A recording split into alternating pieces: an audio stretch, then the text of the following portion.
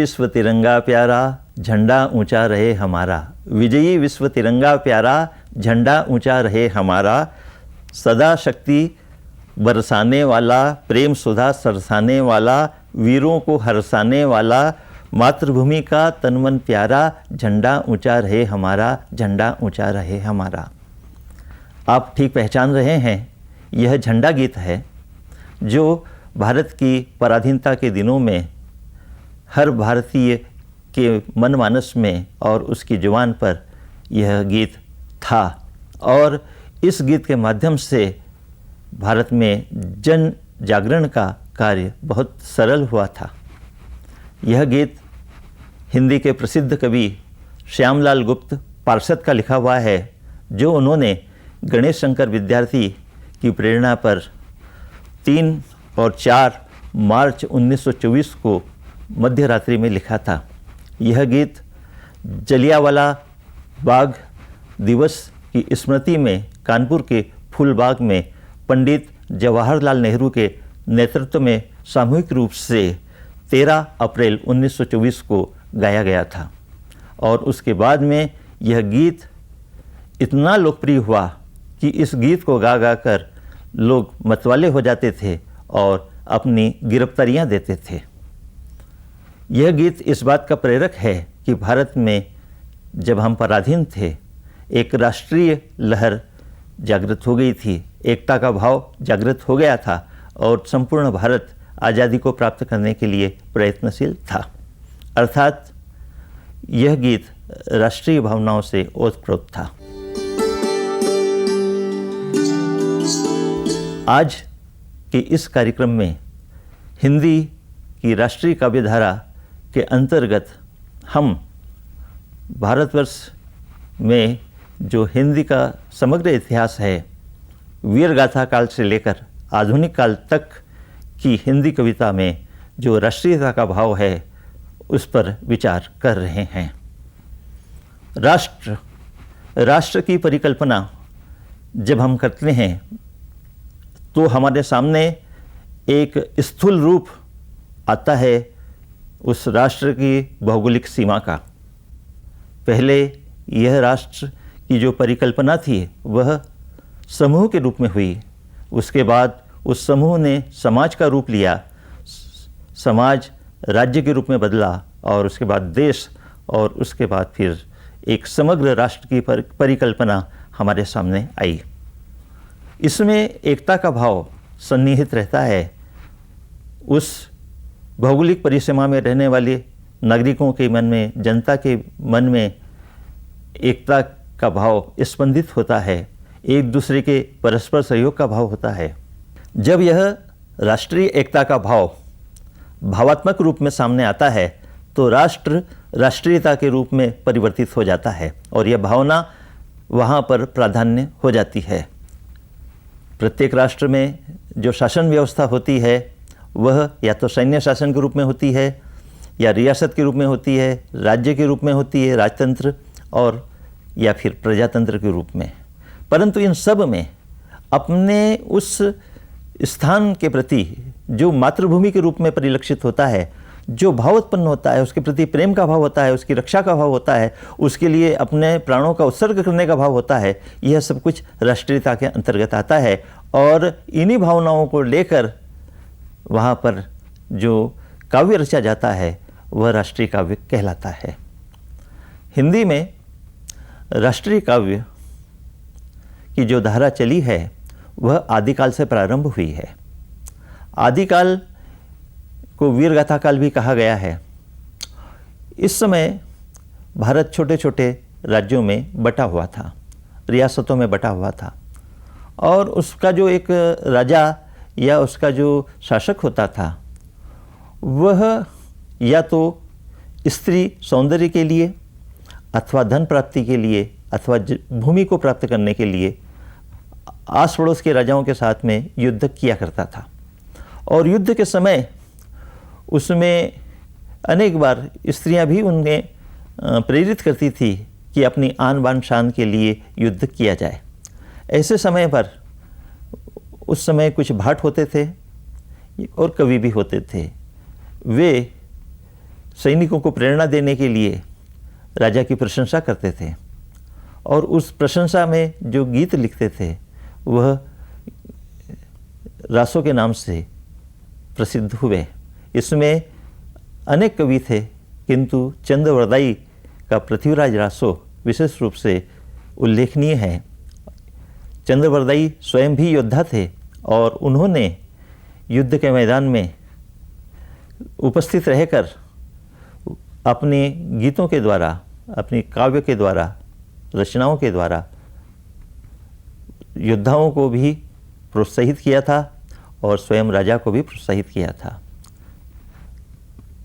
रासो काव्य हिंदी साहित्य का एक बहुत ही उपलब्ध, उल्लेखनीय और इतिहास में स्मरणीय काव्य परंपरा है। हालांकि इसमें राष्ट्रीयता जैसी बहुत बड़ी बात तो नहीं है, क्योंकि तत्कालीन परिस्थितियां जिस प्रकार की थी उसमें छोटे छोटे राज्य ही सर्वस्व हुआ करते थे, उन राज्यों के राजा भी सर्वस्व हुआ करते थे, तो राष्ट्र जैसी विशाल कल्पना तो वहाँ पर संभव ही नहीं थी। तो उस रूप में भी जो कुछ भी उस धरती के प्रति, उस राज्य के प्रति अथवा राजा के प्रति या उस राज्य में रहने वाले व्यक्तियों के प्रति जो भी भाव अभिव्यक्त होते थे वे सब राष्ट्रीय काव्य के अंतर्गत आते थे। परंतु यह राष्ट्रीयता का बहुत सीमित रूप था जो बाद में धीरे धीरे विकसित होता है। वीरगाथा काल की अन्य विशेषताओं को आपके सामने रखने से पहले एक बार फिर राष्ट्रीयता संबंधी बातें आपके सामने रख रहे हैं। इसमें राष्ट्रीयता जो होती है वह सूक्ष्म अनुभूति होती है। इसमें राष्ट्र के प्रति समर्पण का भाव होता है, त्याग की भावना होती है और कर्तव्य का भाव भी यहाँ पर परिलक्षित होता है। ये चार चीज़ें यहाँ पर विशेष महत्व रखती है।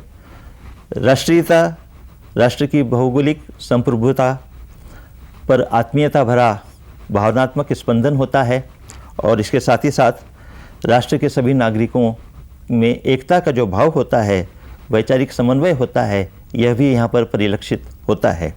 इसके अतिरिक्त संपूर्ण नागरिक अपने राष्ट्र के प्रति, राज्य के प्रति, उस भूमि के प्रति जिसे हम मातृभूमि कहते हैं, समर्पण का भाव रखते हैं, उसके विकास के लिए प्रयत्न करते हैं, उसकी रक्षा के लिए त्याग करते हैं। वह त्याग धन का भी होता है, वह त्याग प्राणों का भी होता है, बलिदान करते हैं और सारे लोग उसके प्रति निष्ठा का भाव प्रदर्शित करते हैं। इसी तरह से इस राष्ट्र की संप्रभुता की रक्षा का संकल्प भी लिया जाता है और न केवल संकल्प लिया जाता है बल्कि उसके लिए प्रयत्न भी किया जाता है। और इसमें एक बात विशेष रूप से महत्व रखती है कि प्रारंभ में चाहे राष्ट्रीयता हिंदुत्व का रूप थी, किंतु बाद में जैसे जैसे वैचारिक परिवर्तन होते गए और वैश्विक भावना पल्लवित होती गई, यह हिंदुत्व का भाव जो था वह सभी धर्मों के प्रति आदर के भाव में परिवर्तित होता चला गया। और आज जो स्थिति है राष्ट्रीयता के नाम पर वह यह है कि उस राष्ट्र में रहने वाले सभी व्यक्ति सभी धर्मों के व्यक्तियों का आदर करते हैं, उनकी भावनाओं का सम्मान करते हैं और उनके धर्मों के प्रति उदार रहते हैं। तो आर्यों की जो परस्पर सहयोग की भावना थी और संस्कारित सहानुभूति की जो भावना थी वही राष्ट्रीय संचेतना का प्रतिफलन है और बाद में जो भी काव्य लिखा गया उन सब में यह बात परिलक्षित होती है। इसके अनंतर अब हम जब बात आदिकाल की कर रहे हैं तो यहाँ पर यह बात स्पष्ट रूप से हमारे सामने आ रही है कि आदिकाल अर्थात वीरगाथा काल में जो भी काव्य लिखा गया वह कुछ विशिष्ट बिंदुओं पर ही केंद्रित था, क्योंकि उस समय जो भी आपसी राज्य थे उनमें एकता का अभाव था और वहाँ पर जो चारण अथवा बंदीजन थे वे राजाओं की या वहाँ पे रहने वाले विशिष्ट व्यक्तियों की, सामंतों की प्रशस्तियाँ गाया करते थे। इसी के समानांतर कुछ अच्छे कवि भी हुए हैं, चंद्रवरदाई जैसे, जिसका उल्लेख आपके सामने पहले किया जा चुका है। उन्होंने अपनी वीरगाथाएँ भी लिखी हैं और प्रशस्तियाँ भी लिखी है और राजाओं का उत्साहवर्धन किया है। इसके अतिरिक्त गाँव में भी उस समय वीर गीत होते थे जो लोकोक्तियों के रूप में बहुत प्रसिद्ध हुए थे। इसमें यो वीर रस का औदार्य तो कम था, किंतु कुछ कवियों ने आपसी राजाओं को जो पड़ोस में रहते थे उनके प्रति बदला लेने का भाव और उन्हें निशान दिखाने का भाव भी उसमें विद्यमान था, किंतु यह भाव नगण्य था।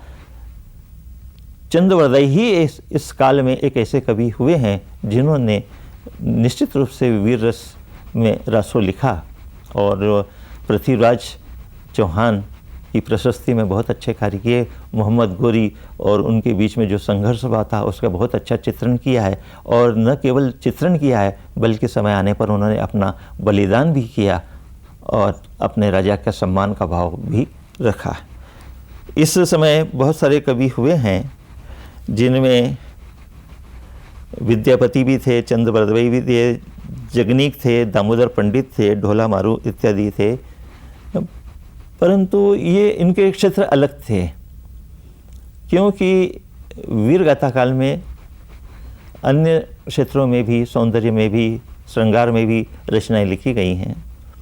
इसी तरह से शांत रस में भक्ति की रचनाएं भी लिखी गई हैं, किंतु इसका महत्व केवल चंद्रवरदाई के कारण ही होता है, जो उसी के कारण वीरगाथा काल इसका नाम पड़ा है, और राष्ट्रीय काव्य धारा के क्षेत्र में ये अपना विशिष्ट महत्व रखता है।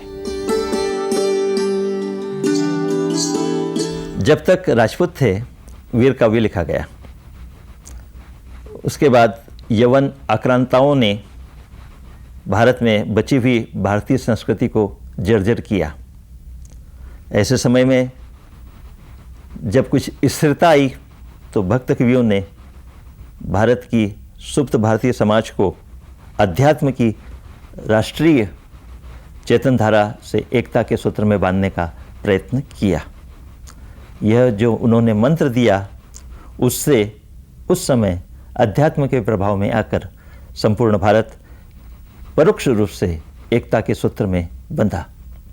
हालांकि इसमें कबीरदास ने निराकार ब्रह्म की उपासना की, तुलसीदास ने राम की, सूरदास ने कृष्ण की, और मलिक मोहम्मद जैसी ने सूफी पद्धति से अपनी भावनाओं को व्यक्त किया। ये 4 प्रकार की अलग अलग धाराएं थी, किंतु इन सब के पीछे आत्मा और परमात्मा की बात कहकर सबको एकता के सूत्र में बांधने का प्रयत्न किया गया। जब मन भटकता है और उसका आत्मसम्मान विगलित होता है, ऐसे समय में धर्म या अध्यात्म या हमारा पूज्य ही एक ऐसा बिंदु होता है जो हमें एक एकाग्रता के सूत्र में बांधता है, और उस एकाग्रता से पारस्परिक सौहार्द का भाव उत्पन्न होता है और फिर सब लोग एकता के सूत्र में बंधते हैं। कबीरदास ने निराकार ब्रह्म की उपासना से सुधारवाद का उच्च आदर्श प्रस्तुत किया और हिंदू और मुस्लिम के बीच में सांप्रदायिक सौहार्द और प्रेम का वातावरण उपस्थित किया। उन्होंने राष्ट्रीय गरिमा में नवजीवन का संचार किया, राम रहीम को एक सूत्र में पिरोया, और इस तरह से वे अपने युग के महान राष्ट्रवादी कवि के रूप में प्रतिष्ठित हुए। यह सारा कार्य परोक्ष रूप से हुआ। उनके काव्य को जब हम पढ़ते हैं तो हमें ऐसा प्रतीत नहीं होता, किंतु उसके पीछे जो भावना थी वह इसी प्रकार की थी। इसके बाद राष्ट्रभक्त तुलसी का नाम आता है। आज जिस रामराज की कल्पना की बात हम करते हैं वह तुलसी का ही राम राज्य है। राम का एक आदर्श उन्होंने उपस्थित किया है, उसे मर्यादित स्वरूप में उपस्थित किया है, और उन्होंने अपनी प्रजा का ध्यान रखा, प्रजा के लिए कार्य किया, त्याग किया, अपनी पत्नी तक का त्याग किया। ऐसे राजा ने एक आदर्श उपस्थित किया है कि राजा को किस प्रकार से होना चाहिए। इसीलिए वे आज भी पूजनीय हैं, और राम कथा के माध्यम से संपूर्ण भारत में एक एकता का भाव उत्पन्न हुआ।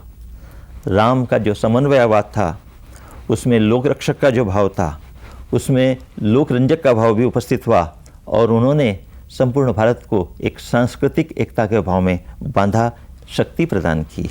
उनमें मर्यादावाद था।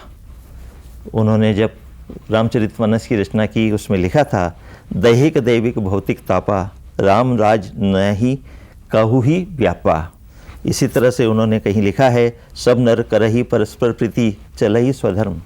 अपने अपने धर्म पे चलें और आपस में प्रेम रखें, सब उदार सब परोपकारी। इस तरह की बातें जो है वह तुलसीदास ने ही कही। इसके बाद सूरदास आते हैं। इस काल में सूरदास ने कर्मयोगी कृष्ण की परिकल्पना की, उनकी विविध लीलाओं को हमारे सामने रखा और उसके माध्यम से एक आदर्शवाद, आध्यात्मिक चेतना और समाज को सत्कर्म के लिए निरंतर प्रेरित करने का कार्य भी किया।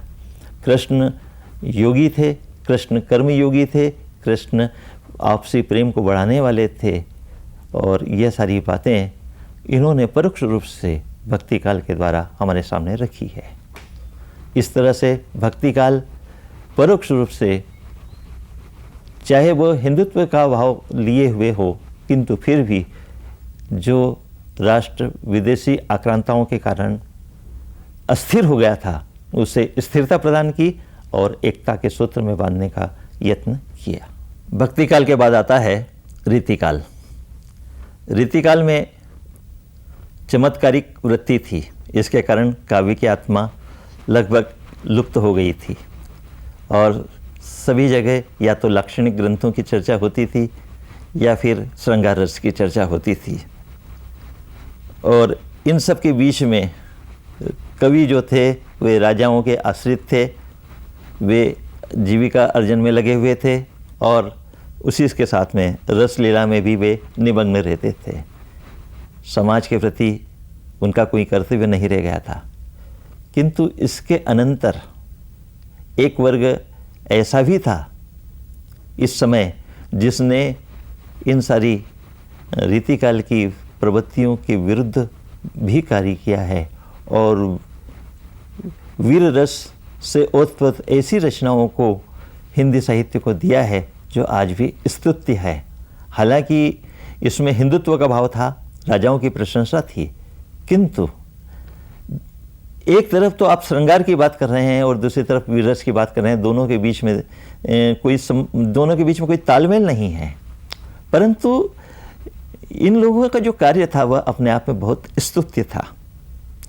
छत्रपति शिवाजी, छत्रसाल और गुरु गोविंद सिंह, ये तीन ऐसे व्यक्ति उस समय राजनीतिक परिप्रेक्ष्य में वो हमारे सामने उपस्थित थे, जिन्होंने आक्रांताओं या अत्याचारों के विरुद्ध संघर्ष किया और निरंतर संघर्ष किया और उसमें विजय प्राप्त की।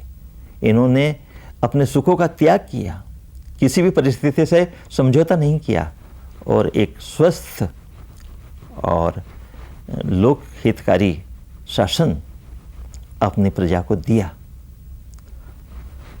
तो ऐसे लोगों को जिन्होंने समाज को संगठित किया, उनके पक्ष में, उनकी प्रशंसा में जो काव्य लिखा गया वह काव्य वीरगाथा काल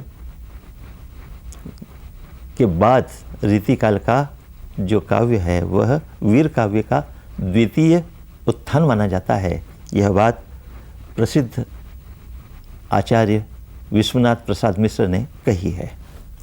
यहाँ पर एक बात विशेष रूप से ध्यान देने योग्य है, वह यह है कि यहाँ पर जो राष्ट्रभक्ति का अर्थ है वह हिंदुत्व था। परंतु जैसा कि मैंने बतलाया था कि पूरा भारतवर्ष छोटे छोटे राज्यों में विभाजित था, तो एक संपूर्ण राष्ट्र की कल्पना तो यहाँ पर करना ही बेकार था, क्योंकि इस तरह की कोई बात ही नहीं थी। परंतु छोटे छोटे रूप में भी वह एकता का भाव तो था, वह आत्मसम्मान का भाव तो था। और यही बहुत बड़ी बात उस समय के जो काव्य में थी वह देखने को मिलती है। इस समय बहुत सारे कवि हुए हैं, जैसे सबसे प्रथम नाम तो यहाँ पर आता है भूषण का, उसके बाद में श्रीधर लाल हैं, सूदन हैं, पद्माकर हैं, गोरेलाल उर्फ लाल कवि हैं, नेवाज हैं, हरिकेश हैं, बेनी प्रसाद, शंभुनाथ मिश्र, उदयनाथ कविंद्र, कर्ण भट्ट, ग्वाल कवि और चंद्रशेखर वाजपेयी भी हैं। और इनके अतिरिक्त भी बहुत सारे कवि थे जिन्होंने वीर काव्य लिखा। युद्ध की तैयारी में सूदन का महत्व रहता है। युद्ध की तैयारी के लिए जो भी गीत लिखे गए उसमें सूदन का बहुत महत्व है। युद्ध वर्णन में लाल कवि का नाम आता है, और जो विदेशी शासक थे उनमें राजाओं का जो आतंक था और वे लोग उनके डर से भागते थे, उसका वर्णन करने में भूषण को महारत हासिल थी। दरअसल एक तरह से देखा जाए कि इस समय का जो काव्य था वह युद्ध काव्य का श्रृंगार था। श्रृंगार काल में युद्ध काव्य का श्रृंगार, बहुत अच्छी कल्पना यहाँ पर हुई है। भूषण ने कहा था, और राव राजा एक मन में न लाऊं अब, और राव राजा एक मन में न लाऊं अब, साहू को सराहों कि सराहों छत्रसाल को। भारतीय संस्कृति और चिंतन धारा तथा तत्कालीन परिस्थितियों को समझकर ही विश्व संस्कृति को समझा जा सकता है। इस परिप्रेक्ष्य से यदि हम भूषण की और इस रीतिकाल के कवियों में जो वीर भाव है उसे देखने का प्रयत्न करेंगे तो निश्चित रूप से हम उसके साथ न्याय कर पाएंगे। उदाहरण के लिए भूषण की एक कविता प्रस्तुत है जो उन्होंने शिवाजी पर लिखी है, और शिवाजी जैसा कि जानते हैं वे छापामार युद्ध शैली में पारंगत थे, और उसके कारण उन्होंने आक्रांताओं पर एक आतंक का वातावरण उपस्थित किया था। उसका बहुत अच्छा चित्र इन पंक्तियों में देखने को मिलता है। चकित चखत्ता चौंकी चौंकी उठे बार बार, चकित चखत्ता चौंकी चौंकी उठे बार बार, दिल्ली दहसती चिते चाह खरकती है, बलख बिलात बिललात बीजापुरपति, भिरत फिरंगनी की नारी फरकती है, थरथर कांपत कुतुबशाही गोलकुंडा, हहरी हवस भूप भीर भरकती है, सिंह शिवराज तेरे धौसा की पुकार सुनी, सिंह शिवराज तेरे धौसा की पुकार सुनी, केते पात साहन की छाती धरकती है, केते पात साहन की छाती धरकती है।